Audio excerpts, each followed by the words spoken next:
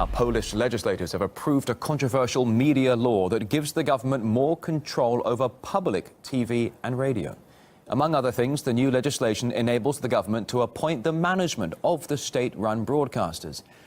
And the European Commission and the European Human Rights Watchdog have already raised concerns over what the new law could mean for media freedoms in the country. It is vital that public service broadcasters are guarded against any attempts of political or commercial influence.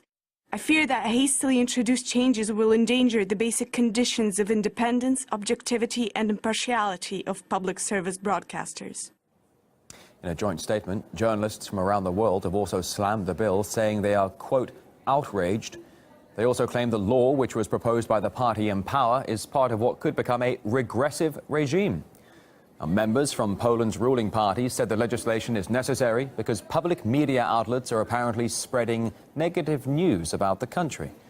And the right-wing Law and Justice Party that came to power in the autumn, this in one of the largest landslide victories since the end of communism in the country.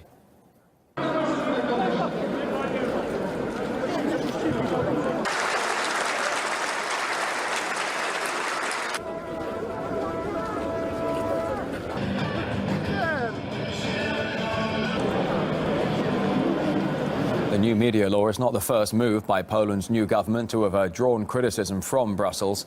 Later this month, the European Commission is set to investigate controversial changes made by Warsaw to the country's constitutional court. Martin Schulz, the president of the EU Parliament, went as far as to say that the amendments raise suggestions of a coup. The Polish Prime Minister dismissed the comments, calling them unacceptable, and demanded an apology. In response, Schulz's spokesman explained that the president was merely expressing concern and wasn't passing a definitive judgment. Now, Eric Frey, a political scientist we spoke to, he thinks that Poland's new right-wing rule is likely to become a bit of a headache for Brussels.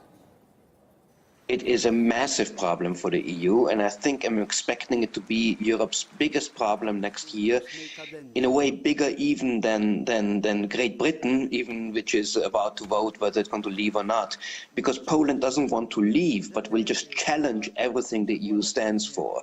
And what do you do with a member who basically says, I am rejecting what you stand for, but I still want your money and I still want to be part of it, and you can't do anything against me, ha, ha, ha. This is kind of the attitude that Kaczynski is going to adopt. I think it's a bigger problem, bigger challenge than Greece was in this last year, because compared to the people now in power in Poland, Alexis Tsipras and the people in Syriza were actually quite, they were pro-European.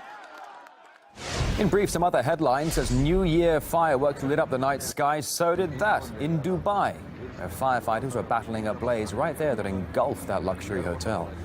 Officials say the fire, which ripped through the 63-story building, is now under control. Local media saying one person dead, 16 injured. The cause of the blaze so far unknown. Authorities are investigating. Bavaria's interior minister has claimed Islamic State was planning terror attacks in Munich. On New Year's Eve, 2 train stations in the city were evacuated after police reacted to a, quote, serious and imminent terror threat in the Bavarian capital.